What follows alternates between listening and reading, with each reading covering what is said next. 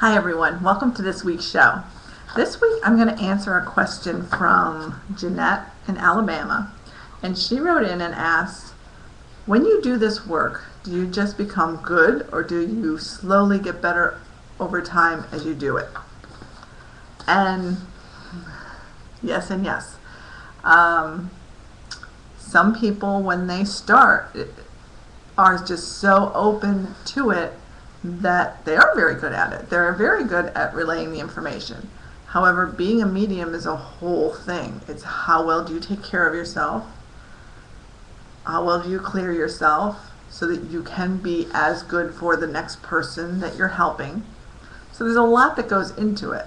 So it's not that you're better at one time in your life than another. I think it has to do with confidence too. How well do you feel about what you're doing, and how good do you think you are? Not ego, oh I'm so good, look at me, but do you think you're doing something worthwhile, helping other people by doing this? You know, there are people who actually do this for, I guess what you would call the fame of it all, or the I just don't know the right word, for people to think that you're really great. And that's the ego talking. And it's just like any profession, you're going to have people like that. But most people start out good and just stay good. And yeah, sometimes they get better, sometimes they are clearer. I don't like that word better. They're clearer with the messages. Sometimes they're not as clear with the messages. And of course that has to do with their own physical well-being. I found, personally, I have lupus, and when I was in a really bad flare, I couldn't even see the other side, let alone communicate, give messages for people. So I just didn't work. And, there was a time when I was in a lupus flare that wasn't as severe as the one I had last year. So I was still able to do my work, function properly, and, give great messages. So I think it really has to do with how you feel about yourself. The person who wrote in had also said that she was developing her mediumship skills. And so when it's not something that you just are doing, yeah, you have to develop your skills. You have to figure out who you are and why you're doing this and how you want to do it. There are people who specialize in just helping with people with children who have crossed over. There are those who just do the death and dying thing. There are those like me who reach beyond to those people who watch over you and pull them into the mix and say, hey, you're not here alone, and there's more to this world than you think. So the hardest thing, I think, is to decide who you are and what it is you want to do. And once you have that, once you really grasp that, then you become really good at what you do, because you let go of not all the insecurities, but the majority of them, because the majority of them are what I'll call the developmental. I teach people mediumship. I have a mediumship course that I teach, and I've seen people grow greatly. But at the same time, they already had some kind of ability.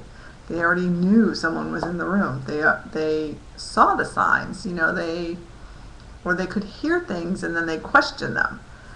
Or they would see images and wonder what that was. So most people who go through the process of developing their skills have a plan. They have a purpose, they have goals. And to me, that makes you good. That makes you want to be good. And this is going to be the hardest thing anyone studying mediumship or developing their skills is ever going to have to learn. But you just have to let go of what other people think and believe in yourself. Believe, if this is what you believe in your heart you're supposed to be doing, then believe it. Just believe it and take a hold of it and say, this is me. This is it, and don't let go. I found, when probably about 20 years ago, I questioned myself. I'm like, oh, did I give them everything they needed? Did I do everything I was supposed to? Did I get all the messages across? And by experience, and yes, getting older and doing it more often, you just have a confidence that I'm doing what I'm supposed to be doing. It doesn't matter what I think. It doesn't matter if I think the message was good or not. I just have to believe that I gave them exactly what they needed at that moment in their life. And that whatever they got, is going to help them one way or the other. And I think that's the hardest thing for people who come to my course and, try to develop their skills. They do this, oh, am I good thing? And I always ask, do you think you're good? Why wouldn't you think you were good? You wouldn't be here trying to do this if you didn't think you had an ability. So don't get so wrapped up in how good I am and am I going to be better when I'm, 30 years down the road. I think you're more confident, and maybe that makes you better. I look back when I was in my 20s and, I wasn't confident. I was a little skittish, but at that time, mediumship wasn't so available and wasn't so responsive in the general public as it is now. You didn't have TV shows on it. So, just let yourself develop what it is you have. If you're working on it, you must have something there, something you think is important. And don't get wrapped up right away in how you're going to use it.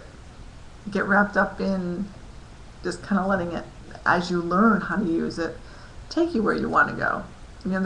It took me a long time to decide I wanted to do life purpose. That's what I call what I do, life purpose. The why am I here? What do I need to know? How can my life be better? Instead of the death and dying, helping people get over the loss of a loved one. I do both. I use my mediumship skills wherever I'm taken. But my heart is so in helping others live today.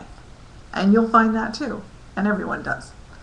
And I think that's it for this week. I hope that answered your question, and everyone have a fabulous weekend. Ciao.